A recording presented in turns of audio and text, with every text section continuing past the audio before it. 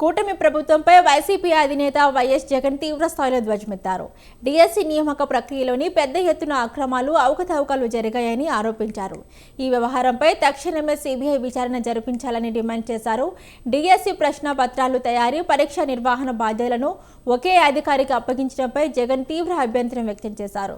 DSC చరిత్రలోనే ఎప్పుడూ లేని విధంగా కనీసం పరీక్ష కూడా రాయకుండా స్పోర్ట్స్ కోటా కింద 372 మందికి పోస్టులు కట్టబెట్టారని ఆరోపించారు.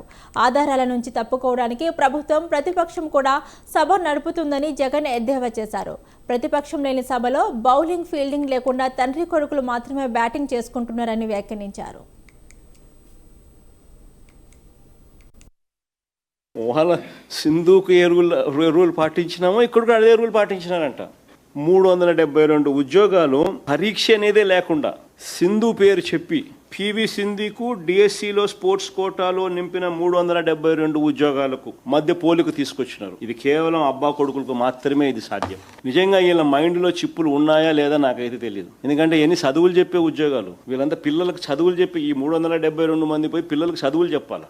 మైండ్లో ఏదైనా చిప్పు ఎవడన్నా ఉన్నోడు ఎవడన్నా కానీ నిజంగా ఇట్లాంటి నిర్ణయాలు ఎవడన్నా తీసుకోగలుగుతాడో లేదో నాకైతే తెలియదు. ఏ రకంగా వీళ్ళు చదువులు చెప్తారు? డిఎస్సి అనేది ఎందుకు? చదువులు చెప్పడానికి నువ్వు కెపాసిటీ నీకుంది అని చెప్పి నిర్ధారించే పరీక్ష డిఎస్సి. అది పాస్ అయిన తర్వాత నువ్వు స్పోర్ట్స్ కోటా అన్నా ఇవ్వు, ఇంకోటన్నా ఇవ్వు, అది వేరే విషయం. అసలు పరీక్ష లేకుండా డిఎస్సిని రాయాల్సిన అవసరమే లేకుండానే బుద్ధునుడు ఎవడని ఇస్తాడా 372 ఉద్యోగాలు? నేను అడుగుతా ఉన్నా, అసలు పివి సింధుకు ఈ 372 మంది ఉద్యోగాలకు స్పోర్ట్స్ కోటాలు ఇచ్చిన దానికి ఎలా పోలిక తేగలుగుతారని అడుగుతా ఉన్నా. ఏపీపీఎస్సీ నియామకాల చరిత్రలోనే ఈ 2 బాధ్యతలు ఎప్పుడూ కూడా ఒకే వ్యక్తికి అప్పగించిన చరిత్ర ఆంధ్ర రాష్ట్రంలో ఇంతవరకు ఎప్పుడూ లేదు.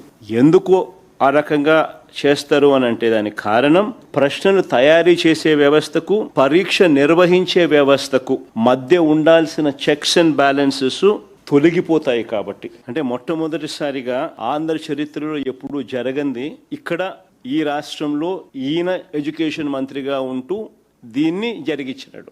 దీనివల్ల పరీక్షల ప్రశ్నల తయారీ, పరీక్షల నిర్వహణ ఈ 2 బాధ్యతలు ఒకే వ్యక్తి చేయడం వల్ల చెక్స్ అండ్ బ్యాలెన్సెస్ పూర్తిగా తొలగించడం జరిగింది. దీనివల్ల స్కామ్కు మొట్టమొదటగా బీజం పడడం జరిగింది. అందుకే సిబిఐ ఎంక్వైరీ అన్నది అడగడం జరుగుతూ ఉంది. కౌన్సిల్లో ఎందుకు వీళ్ళు ఒప్పుకోరు చర్చ జరగడానికి అని అంటే దానికి కారణం తప్పులు జరిగాయి కాబట్టి. అది ఎక్కడ సాక్ష్యాలు, ఆధారాలతో సహా బయటపెట్టే పరిస్థితి కనిపిస్తుందేమో అని చెప్పి సిబిఐ విచారణ చేయాల్సిన అవసరం ప్రస్ఫుటంగా అందరికీ కూడా తెలుస్తుంది కాబట్టి.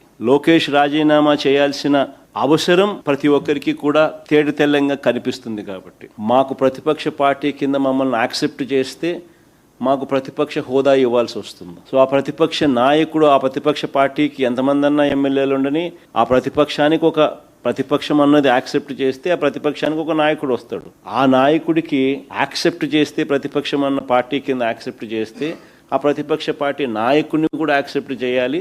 నాయకుడిగా ప్రతిపక్ష పార్టీ నాయకుడిగా యాక్సెప్ట్ చేస్తే సభా సమయంలో సభా అధ్యక్షుడు చంద్రబాబు నాయుడు గారికి ఏ రకమైన టైం ఇస్తారో అదే టైము ప్రతిపక్ష నాయకుడు కూడా ఇవ్వాల్సి వస్తుంది. కాబట్టి అది ఇవ్వకూడదు అని చెప్పి వీళ్ళు సభ నడుపుతా ఉన్నారు, ప్రతిపక్షాన్నే అక్నాలెడ్జ్ చేయకుండా.